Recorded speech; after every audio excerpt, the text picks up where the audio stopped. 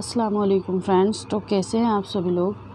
آج میں آپ کے لیے اردو نظم نگاری سے ہمارے بہت اہم شاعر جن کا نام ہے علامہ اقبال لے کر حاضر ہوئی ہوں۔ تو چلیے شروع کرتے ہیں۔ علامہ اقبال ایک عظیم شاعر ہیں، مفکر اور فلسفی بھی تھے۔ انہیں شاعر مشرق کے نام سے یاد کرتے ہیں۔ ان کی شاعری میں ہمیں خودی، بیداری اور عمل کی جھلکیاں دکھتی ہیں۔ چلیے شروع کرتے ہیں۔ اصل نام شیخ محمد اقبال تھا ان کا۔ تخلص یہ اقبال کرتے تھے۔ ان کے والد کا نام تھا شیخ نور محمد اور والدہ کا نام تھا ان کی امام بی بی۔ انہوں نے اپنی والدہ کے لیے ایک مرثیہ بھی لکھا ہے جب ان کا انتقال ہو گیا تھا۔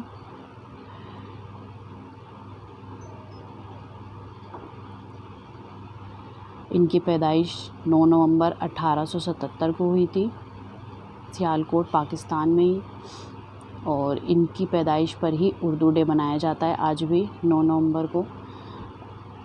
اور ان کی وفات 21 اپریل 1938 کو ہوئی تھی لاہور میں۔ تو پاکستان میں ہی پیدا ہوئے تھے یہ، اور پاکستان میں ہی ان کا انتقال ہوا تھا۔ بچپن کے استاد تھے ان کے مولانا غلام حسین اور مولانا میر حسن۔ تو بچپن کے استاد یعنی شروعات میں جنہوں نے شاعری سیکھی ہے وہ مولانا غلام حسین اور مولانا میر حسن سے سیکھی ہے، اور شاعری کے استاد ان کے رہے ہیں داغ دہلوی، جن سے انہوں نے اصلاح لی تھی اپنی شاعری میں۔ آگے بڑھتے ہیں۔ علامہ اقبال نے داغ دہلوی سے بذریعہ ڈاک اصلاح لی تھی۔ کیسے لی تھی؟ ڈاک سے اصلاح لی تھی انہوں نے، ڈائریکٹ ان کے پاس نہیں گئے تھے، اور ان کے شاگرد ہونے پر فخر فرماتے تھے۔ ان کے شاگرد ہونے پر فخر فرماتے تھے، اور ان کے فلسفے کے استاد کون تھے؟ پروفیسر آرنولڈ اور مولانا رومی۔ پروفیسر آرنولڈ سے ہی انہوں نے سب سے زیادہ استفادہ حاصل کیا۔ آگے بڑھتے ہیں۔ پروفیسر آرنولڈ کی ہی یاد میں اقبال نے نظم نالہ فراق بھی لکھی تھی۔ ان کی یاد میں جب ان کا انتقال ہو گیا تھا پھر انہوں نے بعد میں نالہ فراق نظم بھی لکھی تھی۔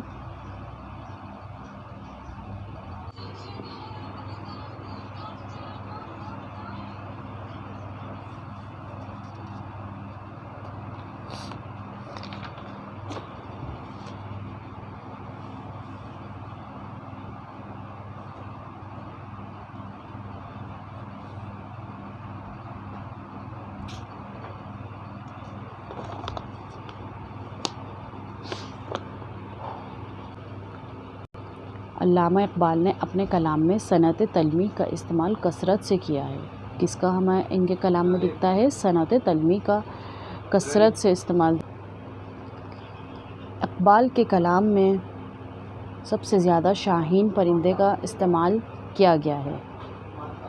سب سے زیادہ شاہین پرندے کا استعمال کیا گیا ان کے کلام میں۔ میں یہاں پہ یہ بھی بتاتی چلوں آپ کو کہ اقبال کے فارسی کا جو کلام ہے اس میں بیدل کے کلام کا زیادہ اثر دکھتا ہے۔ بیدل ایک فارسی شاعر ہیں، ان کا اثر دکھتا ہے، اور ان کے اردو کے کلام میں میر تقی میر کا زیادہ اثر دکھائی دیتا ہے۔ جب ہم ان کا کلام پڑھتے ہیں اقبال کا تو اس میں ان کا اثر دکھتا ہے۔ چلیے آگے بڑھتے ہیں۔ اقبال کی نظمیں عموماً پیغام سے مملو ہوتی ہیں۔ مملو یعنی کہ بھری ہوتی ہیں۔ ان کی کسی بھی نظم کو اٹھا لیں، سب کے اندر کہیں نہ کہیں کچھ نہ کچھ پیغام ہمیں ملتا ہے۔ اعزازات و خطابات دیکھ لیتے ہیں ان کے، اقبال کو کیا کیا ملے ہیں۔ ملک الشعراء کا خطاب 23 فروری 1901 میں ملا تھا۔ کون سا خطاب ملا تھا انہیں؟ ملک الشعراء کا۔ اور سر کا خطاب 1923 میں انگریزی حکومت نے دیا تھا۔ دیکھیے ابھی ہم نے اوپر پڑھا تھا ان کے میر حسن جو ان کے استاد تھے، انہیں شمس العلماء کا خطاب دلوایا انہوں نے، پھر اس کے بعد انہوں نے سر کا خطاب لیا انگریزی حکومت سے 1923 میں، اور ملک الشعراء کا خطاب 23 فروری 1901 میں ملا تھا انہیں۔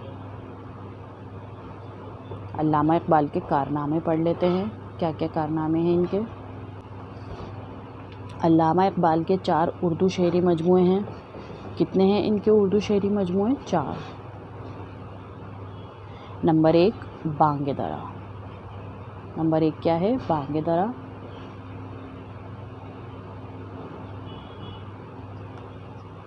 1924 میں شائع ہوئی، اس میں 4 نظمیں ہیں۔ چلیے اس میں شمار نظمیں ہیں ہمالیہ، مرزا غالب، داغ، ایک مکڑا اور مکڑی، ایک پہاڑ اور گلہری، ایک گائے اور بکری، ماں کا خواب، پرندے کی فریاد، شمع و شاعر، نالہ فراق، ہندوستانی بچوں کا قومی گیت،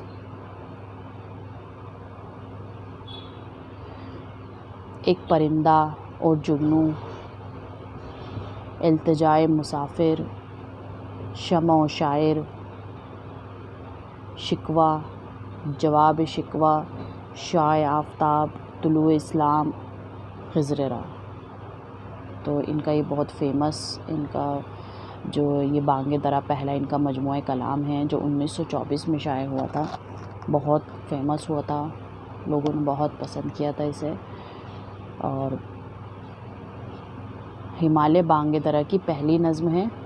ابھی ہم نے شروع میں بھی پڑھا تھا کہ ہمالیہ جو تھی ان کی وہ مخزن رسالے سے شائع ہوئی تھی جو لاہور سے نکلتا تھا، تو ان کی پہلی نظم تھی ہمالیہ، اور کوہستان ہمالیہ میں شائع ہوئی تھی کے نام سے کوہستان ہمالیہ کے نام سے شائع ہوئی تھی، اور یہ ان کی پہلی نظم ہے بانگ درا کی۔ اور آخری نظم کون سی ہے؟ طلوع اسلام، تو یہ امپورٹنٹ ہے۔ آگے بڑھتے ہیں۔ بانگ درا کا مقدمہ شیخ عبد القادر نے لکھا ہے۔ کنہوں نے لکھا ہے؟ شیخ عبد القادر نے۔ انہوں نے ہی بانگ درا کی نظم شمع و شاعر کو بانگ درا کا دل کہا ہے۔ تو ان کی جو بانگ درا کی سب سے خاص نظم ہے جو یہ دیکھیں شمع و شاعر، یہ شمع و شاعر کو دل کہا ہے انہوں نے ان کی نظموں میں بانگ درا میں۔ آگے بڑھتے ہیں۔ نیکسٹ ہے ہمارا بال جبرائیل۔ 1935 میں شائع ہوئی تھی۔ کب ہوئی تھی؟ 1935 میں۔ اور بانگ درا کب ہوئی تھی ہماری؟ 1924 میں۔ تو اس کے بعد 1935 میں جو ان کا دوسرا مجموعہ کلام شائع ہوا تھا وہ 1935 میں ہوا تھا۔ اس میں شمار نظمیں دیکھ لیتے ہیں۔ مسجد قرطبہ، لینن خدا کے حضور میں، ساقی نامہ، پرواز، ذوق و شوق، جبریل و ابلیس۔ ٹھیک ہے، آگے بڑھتے ہیں۔ نمبر 3 ہے ضرب کلیم، جو 1936 میں شائع ہوئی تھی، اور اس میں شمار نظمیں ہیں مسجد قوت اسلام، شعاع امید، نگاہ شوق اور شعر العجب۔ تو یہ سب ان کی ضرب کلیم جو ان کا تیسرا شعری مجموعہ تھا اس میں شائع ہوئی تھی۔ اس سے پہلے 1935 میں شائع ہوا تھا دوسرا، اور اس سے پہلے جو پہلا ہوا تھا وہ 1924 میں شائع ہوا تھا۔ اس کو یاد رکھیے گا، یہ امپورٹنٹ رہے گا۔ اس کے بارے میں دیکھ لیتے ہیں۔ اقبال ضرب کلیم کا نام سورہ اسرافیل رکھنا چاہتے تھے۔ ضرب کلیم کا نام سورہ اسرافیل رکھنا چاہتے تھے۔ شعاع امید ضرب کلیم کی سب سے مشہور اور فکر و فن کیا ہے؟ فکر و فن کے اعتبار سے ایک اہم نظم ہے۔ ضرب کلیم میں جو ان کی نظم ہے شعاع امید، یہ امپورٹنٹ رہتی ہے اس کے اندر اور کافی مشہور بھی ہے۔ آگے بڑھتے ہیں۔ نمبر 4 ارمغان حجاز۔ تو چوتھا ان کا شعری مجموعہ ہے ارمغان حجاز، جو 1938 میں شائع ہوا تھا۔ اس میں شمار نظمیں دیکھ لیتے ہیں۔ دوزخی کی مناجات، ابلیس کی مجلس شورا، حضرت انسان اور تیسری زبان، یہ اس میں ان کے شمار نظمیں ہیں ارمغان حجاز میں۔ کچھ پوائنٹس دیکھ لیتے ہیں اس کے۔ ارمغان حجاز آدھا اردو اور آدھا فارسی میں ہے۔ جو چوتھا ان کا شعری مجموعہ ہے ارمغان حجاز، یہ آدھا اردو میں ہے اور آدھا فارسی میں ہے۔ اس کی سب سے اہم نظم ہے ابلیس کی مجلس شورا۔ اقبال کی سب سے آخری نظم جس کو انہوں نے 7 فروری 1938 کو لکھا تھا، تو 1938 میں ہی ان کا انتقال بھی ہوا ہے، ہم نے ابھی پڑھا ہے۔ تو انہوں نے اپنے انتقال سے پہلے یہ آخری نظم ان کی لکھی تھی، کون سی؟ اقبال نے سب سے آخری نظم، جس کو 7 فروری 1938 میں لکھا تھا، یہ 6 شعر کا ایک مختصر سا قطعہ ہے جس کا موضوع حضرت انسان ہے، وہ اسی مجموعے میں شامل ہے۔ جو انہوں نے اپنی آخری نظم لکھی تھی وہ تھی حضرت انسان، اور یہ آخری ان کا جو شعری مجموعہ ہے ارمغان حجاز، اسی میں شامل ہے۔ عبد القادر رسالہ مخزن کے مدیر تھے۔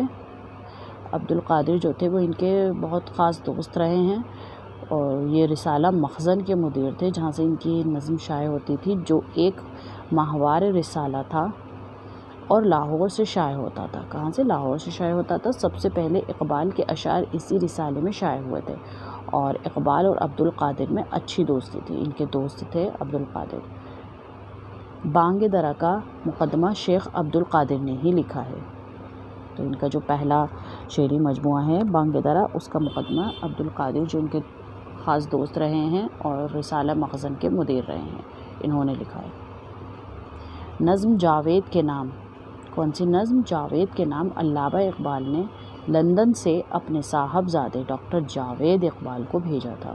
جب یہ لندن کا دورہ کیا تھا علامہ اقبال نے، تو انہوں نے وہاں سے ایک نظم لکھی تھی، نظم جاوید کے نام۔ اصل میں یہ ایک، دیکھیے، جو ایک خط کا حصہ تھا، یہ انہوں نے اپنے بیٹے کو ایک خط بھیجا تھا، اس کے اندر خط میں یہ نظم بھی تھی ساتھ میں، تو یہ بہت خاص نظم ہے، اس میں بہت اچھے اشعار بھی ہیں، پڑھیے گا کبھی موقع ملے تو۔ علامہ اقبال کے فارسی مجموعے دیکھ لیتے ہیں۔ علم الاقتصاد، میں نے بھی بتایا تھا آپ کو شروع میں کہ جو ان کا فارسی کا کلام ہے اس کے اندر بیدل کا ہمیں زیادہ اثر دکھتا ہے، اور ان کے جو اردو کا کلام ہے اس میں ہمیں میر تقی میر کا اثر زیادہ دکھتا ہے۔ تو فارسی کے کلام کے ان کے مجموعے دیکھ لیتے ہیں۔ علم الاقتصاد پہلی نثری تصنیف ہے جسے علامہ اقبال نے مسٹر آرنولڈ کی تحریک سے لکھی تھی، مسٹر آرنولڈ کی تحریر سے لکھی تھی علم الاقتصاد۔ آگے دیکھتے ہیں مثنوی اسرار خودی 1915 میں، جو علامہ اقبال کی یورپ سے واپسی کے بعد سب سے پہلے شائع ہوئی تھی۔ کب؟ 1915 میں، اور یورپ و امریکہ میں شہرت کا سبب بنی۔ کہاں پہ انہیں اس سے بہت زیادہ شہرت ملی تھی؟ یورپ اور امریکہ میں۔ یہ موضوع کے اعتبار سے تو شاعری ہے، پر حیت کے اعتبار سے مثنوی ہے۔ کون سی؟ مثنوی اسرار خودی، تو اس لیے اسے مثنوی کا نام دیا ہے۔ موضوع جو ہے، موضوع کے اعتبار سے تو اس میں شاعری ہے، سب شاعری میں لکھی ہوئی ہے، پر یہ جو حیت دیکھیں، اس کو ہم دیکھیں، طریقہ دیکھیں اس کا، تو اس میں مثنوی، ہم اس کو نام دیں گے مثنوی کا۔ تو کب لکھی تھی؟ 1915 میں۔ آگے بڑھتے ہیں۔ رموز خودی اگلی ہے ان کی، یہ اسرار خودی کا دوسرا حصہ ہے، اسرار خودی کا سیکنڈ پارٹ ہے رموز خودی، جو 1918 میں شائع ہوا تھا۔ اور پیام مشرق 1922 میں شائع ہوئی۔ یہ جرمنی کے مشہور شاعر گوئٹے کی مغربی دیوان کا جواب ہے۔ تو اگلا ان کا یہ ہے پیام مشرق، جو کب شائع ہوا تھا؟ 1922 میں۔ تو پہلا جو ہم نے دیکھا تھا ابھی ان کا، جو ان کا پہلا تھا علم الاقتصاد، مثنوی اسرار خودی، دیکھیے علم الاقتصاد پڑھا تھا ہم نے پہلے، پھر اس کے بعد میں ان کا مثنوی اسرار خودی آیا جو 1915 میں شائع ہوا، اور اس کے بعد ہمارا آیا رموز خودی، جو اس کا سیکنڈ پارٹ تھا، اسرار خودی کا ہی سیکنڈ پارٹ تھا، یہ 1915 میں آیا، یہ 1918 میں آیا۔ پھر پیام مشرق آیا 1922 میں، یہ جرمنی کے مشہور شاعر گوئٹے کی مغربی دیوان، انہوں نے ایک دیوان لکھا تھا، تو یہ جو جرمنی کے شاعر ہیں انہوں نے ایک دیوان لکھا تھا مغربی دیوان کے نام سے، اس کا جواب لکھا تھا انہوں نے۔ زبور عجم، یہ شیخ سعید الدین محمد کی مثنوی ہے، مثنوی گلشن راز کا جواب ہے۔ انہوں نے ایک مثنوی لکھی تھی گلشن راز، کنہوں نے لکھی تھی؟ سعید الدین محمود نے۔ ایک مثنوی لکھی تھی گلشن راز، تو اس کا جواب انہوں نے اقبال نے لکھا تھا زبور عجم کے نام سے۔ اب دیکھ لیتے ہیں ان کے بارے میں کچھ خاص اقوال ہیں، کچھ محققوں نے ان کے بارے میں اقوال کہے ہیں۔ امام العصر کہا گیا ہے انہیں، اقبال کو عبد الماجد دریابادی نے۔ کس نے کہا ہے؟ عبد الماجد دریابادی نے انہیں امام العصر کا خطاب دیا ہے۔ اقبال کے روپ میں غالب نے دوبارہ جنم لیا ہے۔ کس نے کہی ہے یہ بات؟ عبد القادر نے۔ اقبال کے روپ میں غالب نے دوبارہ جنم لیا ہے۔ دیکھیے اگلا ہے حالی ماضی کے، اکبر حال کے اور اقبال مستقبل کے شاعر ہیں۔ یہ بات کس نے کہی ہے؟ رشید احمد صدیقی نے۔ تو حالی تو آپ جانتے ہیں الطاف حسین حالی۔ الطاف حسین حالی کو ماضی کا شاعر کہا ہے، اکبر کو، اکبر یعنی کہ اکبر الہ آبادی کو حال کا، اور اقبال کو مستقبل کا شاعر کہا ہے۔ کس نے کہا ہے؟ رشید احمد صدیقی نے۔ تو یہ تھے آج کے ہمارے کچھ اہم پوائنٹس اقبال کے بارے میں۔ امید کرتی ہوں آپ لوگوں کو پسند آیا ہوگا، اور کہیں کوئی کنفیوژن ہو تو کمنٹس میں پوچھیے گا۔